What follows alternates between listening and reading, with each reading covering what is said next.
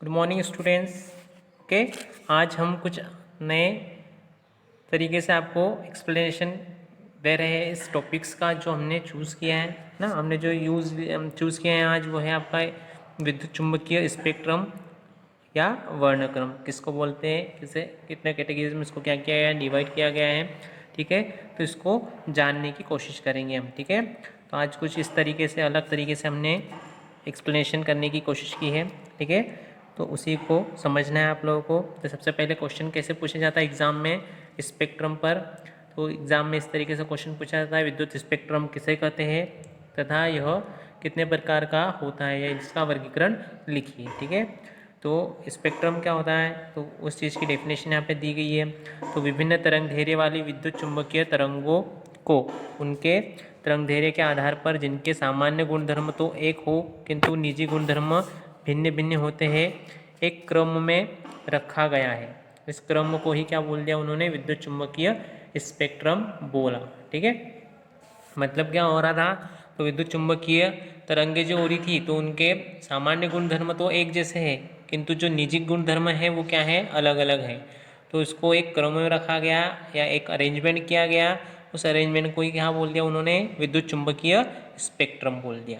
ठीक है, अब विद्युत चुम्बकीय स्पेक्ट्रम किसे कहेंगे या कितने प्रकार किसे कहेंगे ये तो बता दिया हमने। कितने प्रकार से होता है, तो दो प्रकार का होता है, दृश्य स्पेक्ट्रम और अदृश्य स्पेक्ट्रम। ठीक है, अब दृश्य स्पेक्ट्रम किसको बोलेंगे और अदृश्य स्पेक्ट्रम किसको बोलेंगे। तो दृश्य स्पेक्ट्रम तो क्लियर है, यहाँ पे जो स्पेक्ट्रम हमारी आँख से दिखाई देता है उसे दृश्य स्पेक्ट्रम कहते हैं। ठीक है, हो गया क्लियर। सूर्य के प्रकाश से के स्पेक्ट्रम में लाल रंग से लेकर बैंगनी रंग तक दिखाई देते हैं। लाल रंग का तरंग दैर्घ्य सबसे अधिक तथा बैंगनी रंग का कब सबसे कम होता है। ठीक है, तो हमारा जो दृश्य स्पेक्ट्रम है उसमें कितने कलर दिखाई देते हैं हमको, 7 कलर दिखाई देते हैं। ठीक है, तो एक कौन सा दृश्य स्पेक्ट्रम हो गया। ठीक है, और सबसे अधिक तरंग दैर्घ्य किसकी होती है, लाल रंग की होती है, और सबसे कम तरंग दैर्घ्य किसकी होती है, बैंगनी रंग की होती है। ठीक है, और यही आपके अपने आकाश के नीले होने का कारण है, क्योंकि इसका तरंग दैर्घ्य क्या है, कम है। कम होने के कारण इसका प्रकीर्णन क्या हो जाता है, ज़्यादा हो जाता है। इसके कारण हमको जो आकाश है वो नीला दिखाई देता है। बट जो अधिक तरंग दैर्घ्य है वो कौन से कलर की है, लाल रंग की, तो इसका प्रकीर्णन नहीं हो पाता, इसलिए सिग्नलों के रूप में इसका उपयोग किया जाता है। ठीक है, आएगा दृश्य स्पेक्ट्रम के बारे में आपको समझ में। ठीक है, अगला जो है आपका अदृश्य स्पेक्ट्रम। ठीक है, तो अदृश्य स्पेक्ट्रम किसको बोलेंगे, तो जो स्पेक्ट्रम हमें हमारे आंखों से दिखाई नहीं देता है उसे हम क्या बोलेंगे, अदृश्य स्पेक्ट्रम। ठीक है, अब यहाँ पे अदृश्य स्पेक्ट्रम या आपका जो स्पेक्ट्रम होता है विद्युत चुम्बकीय स्पेक्ट्रम, तो इस तरीके से उसका एक फिगर दिया हुआ है, डायग्राम दिया है, जिसमें अलग अलग प्रकार की तरंगे होती है, अलग अलग तरंग दैर्घ्य के आधार पर और इनके वेवलेंथ का फ्रिक्वेंसी के आधार पर, आवृत्ति के आधार पर। ठीक है, इस तरीके से। तो ये भी आपको इम्पोर्टेंट रहेगा एग्जाम के दृष्टिकोण से, आपको याद रखना है उसको। ठीक है,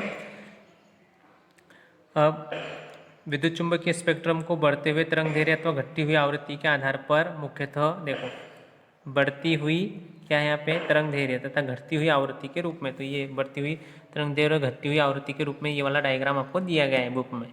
ठीक है, तो कौन कौन सी तरंगें होती है, गामा किरणें, फिर एक्स किरणें, फिर पराबैंगनी किरणें, फिर दृश्य प्रकाश है, अवरक्त किरणें, सूक्ष्म तरंगे, रेडियो तरंगे आदि में वर्गीकृत किया गया है। ठीक है, तो एग्जाम में इस तरीके से आपको पूछा जाता है। ठीक है, कि विभिन्न प्रकार की तरंग दैर्घ्यों को उनके है ना बढ़ती आवृत्ति या फिर घटती आवृत्ति के रूप में लिखिए, तो आपको लिखते आना चाहिए। ठीक है, अब जो अगली किरणें हैं आपको मतलब अलग अलग तरंगे हम उसको समझेंगे। क्वेश्चन इन तरंगों पर कैसे पूछा जाता है कि गामा किरणें क्या होती है। ठीक है, इनका आविष्कार किसने किया था, इनकी रेंज क्या है। ठीक है, इनका गुण क्या होता है, इनके उपयोग क्या होते हैं, ऐसे। तो एक एक पर्टिकुलर तरंग पर आपको प्रश्न पूछे जाते हैं, तो सभी का आपको पता होना चाहिए। जैसे गामा किरण क्या है। ठीक है, तो इन किरणों की खोज किसने की थी, तो 1896 में बेक्यूरेल है ना, एच बेक्यूरेल होता है, तो उसने की थी। ठीक है, इसका तरंग दैर्घ्य कितना है, 10⁻14 से 10⁻10 मीटर है ना। तो एंगस्ट्रॉन में है, तो एंगस्ट्रॉन में इस तरीके का तक होता है। अब कैसे उत्पन्न होती है, तो रेडियो एक्टिव पदार्थों जैसे यूरेनियम हो गया, रेडियम हो गया आदि से ये किरणें स्वतः उत्सर्जित होती रहती है। इन किरणों की उत्पत्ति का स्रोत नाभिकीय है, अभिक्रिया है ना। कौन सी अभिक्रिया है? नाभिकीय अभिक्रिया। मतलब ये रेडिएशंस फैलाती है और इसके बाद में रेडिएशंस, रेडियो एक्टिव सब्सटेंस जो होते हैं आपके, है ना, तो वो कौन कौन से है? यूरेनियम है, रेडियम है, ये सारे। तो इनके कारण ये किरणें क्या होती है? उत्पन्न होती है। ठीक है, जैसे बम विस्फोट वगैरह हुआ तो ये किरणें आपको उत्पन्न दिखाई, वहाँ से उत्पन्न होगी ये किरणें। ठीक है, गुण क्या है इसके? तो ये किरणें गैसों को आयनित कर देती है। ठीक है, इसकी वेदन क्षमता बहुत अधिक होती है। ठीक है, वेदन क्षमता क्या होती है इनकी? बहुत अधिक। ठीक है, बहुत अधिक दूर तक ये जा सकती है। ठीक है, उपयोग क्या है? इन किरणों का उपयोग अवांछनीय कोशिकाओं को नष्ट करने, ठीक है, जो अवांछनीय कोशिकाएं होती हैं हमारी बॉडीज़ में, उसको नष्ट करने के लिए इसका उपयोग किया जाता है। ठीक है, उसके बाद में कैंसर का इलाज करने, कैंसर के इलाज में भी इसका उपयोग किया जाता है। नाभिकों की संरचना का पता लगाने आदि में किया जाता है। ठीक है, तो इस तरीके से उनका उपयोग किया जाता है। आई होप आपको समझ में आ रहा होगा किस तरीके से मैं एक्सप्लेन कर रहा हूँ वन बाय वन जो आपकी वेव से तरंगे हैं उनको। ठीक है, अगली जो किरण है हमारी वो है क्या है? एक्स किरणें। ठीक है, तो एक्स किरणें क्या होती है, इनकी खोज किसने की? तो एक्स किरणों की खोज 1895 में रोडजन, है ना, डब्ल्यू के रोडजन जो होता है उसने की थी। इन किरणों का तरंग दैर्घ्य 10⁻10 मीटर से 10⁻8 मीटर, ठीक है, एंगस्ट्रॉन में 1 एंगस्ट्रॉन से 100 एंगस्ट्रॉन या 10 नैनोमीटर से 10⁻4 नैनोमीटर तक होता है। ठीक है, इस तरीके से जब कैथोड किरणें या तीव्रगामी इलेक्ट्रॉन भारी तत्व के लक्ष्य से टकराते हैं। ठीक है, कैसे उत्पन्न होती है ये? तो जब कैथोड किरणें या तीव्रगामी इलेक्ट्रॉन भारी तत्व के लक्ष्य से क्या करते हैं? टकराते हैं, तो एक्स किरणें क्या होती है? उत्पन्न होती है। अगर आपने एक्सरे वाला रूम देखा होगा तो वहाँ पे भी इसी तरीके का अरेंजमेंट होता है ना। फोटोग्राफी फिल्मों को की मदद से इन किरणों का पता लगाया जाता है। ठीक है, फोटोग्राफी की मदद, फोटोग्राफी जो प्लेट होती है आपने देखा होगा, एक्सरे वाली जो प्लेट होती है आपकी, ठीक है, डॉक्टर के पास गए और एक्सरे अगर आपने निकाला तो किस तरीके से वो फोटोग्राफिक प्लेट पर बताता है ना, जो क्रैक हुई हड्डी होती है, बोन्स होती है उसका। ठीक है, तो जो होता है आपको उसी को फोटोग्राफिक प्लेट बोलते हैं। गुण क्या है इसके? तो ये किरणें फोटोग्राफिक प्लेटों पर रासायनिक क्रिया करती है। ठीक है, गैसों को आयनित करती है तथा प्रतिदीप्त उत्पन्न करती है। इनकी वेदन क्षमता गामा किरणों की वेदन क्षमता से क्या होती है? अपेक्षाकृत कम होती है। ठीक है, गामा किरणों की इनसे क्या होती है? ज़्यादा होती है और इनकी क्या होती है? गामा किरणों से कम होती है वेदन क्षमता। ठीक है, अब इनका उपयोग क्या क्या है? तो इन किरणों का उपयोग शरीर में टूटी हुई हड्डी का पता लगाने, है ना, कैंसर के उपचार में, मूल्यवान वस्तुओं का पता लगाने, क्रिस्टलों की संरचना ज्ञात करने आदि में किया जाता है। ठीक है, तो इस तरीके से इनका उपयोग है। आपको एग्जाम में उपयोग लिखने के लिए भी आते हैं।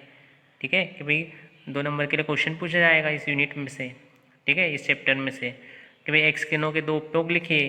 ठीक है, पिछली बार शायद लास्ट टाइम गामा किरणों का आया था कि गामा किरणों के 2 उपयोग लिखिए, तो आपको गामा किरणों के 2 उपयोग लिखना है। ठीक है, तो इस तरीके से आपको क्वेश्चन पूछे जाते हैं एग्जाम में।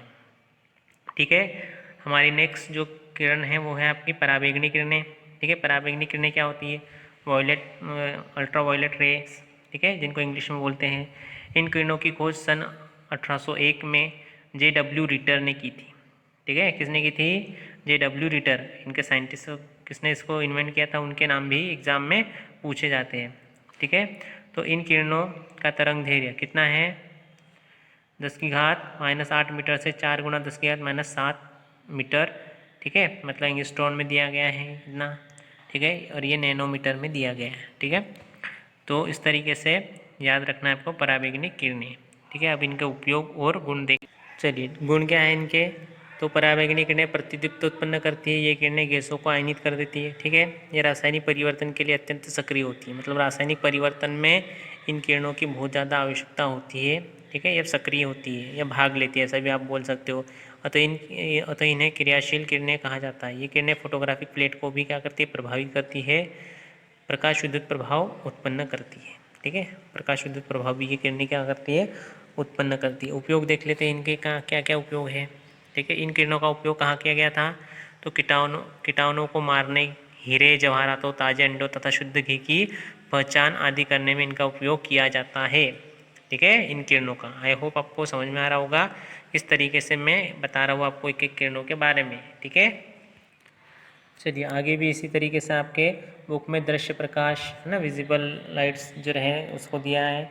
ठीक है, इसका सर्वप्रथम न्यूटन ने सन 1666 है ना 1666 में किया था। ठीक है, इसका आविष्कार जो था, दृश्य प्रकाश का तरंग दैर्घ्य कितना होता है 4 × 10⁻⁻7 मीटर, मतलब 4 × 10⁻⁻7 मीटर मतलब क्या, 4000 एंगस्ट्रॉन।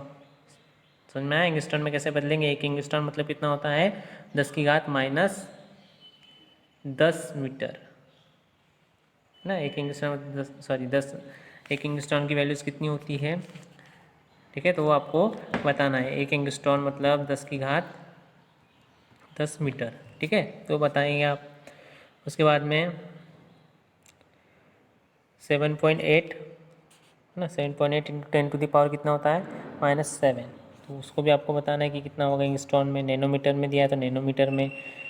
ठीक है, मतलब ये जो दृश्य स्पेक्ट्रम इसमें 7 कलर दिखाई देते हैं, तो स्टार्टिंग की याद रखना है और लास्ट वाली याद रखना है, तो ये भी इम्पोर्टेंट है। ठीक है, एग्जाम के दृष्टिगत। और आगे इसी प्रकार से आपको अलग अलग दिया गया है। ठीक है, तो वो आपको करना रहेगा। ठीक है, इसमें टेबल भी दिया है, टेबल के माध्यम से भी आप कर सकते हो। देखिए, विद्युत चुंबकीय स्पेक्ट्रम का टेबल दिया गया है, इसमें तरंगों का नाम दिया है, तरंग दैर्घ्य विस्तार दिया है। ठीक है, आवृत्ति विस्तार दिया है। ठीक है, स्तोत्र दिया है, कहाँ से वो प्राप्त होती है, ये इनका स्तोत्र क्या है, आविष्कारक का नाम दिया गया है और उपयोग दिए। ठीक है, तो ये बुक में आपके दिया हुआ है, तो सारी किरणों का आपको पता होना चाहिए। ठीक है, रेडियो तरंगों के प्रसारण में आवृत्ति बैंड भी दिया है, किस तरीके से कौन सी आवृत्ति बैंड मिलती है। आई होप ये आपको समझ में आया होगा। तो इस वीडियो में हम इतना ही है ना लेके आए आपके लिए, इसको आपको कंप्लीट करना है। ठीक है, थैंक यू।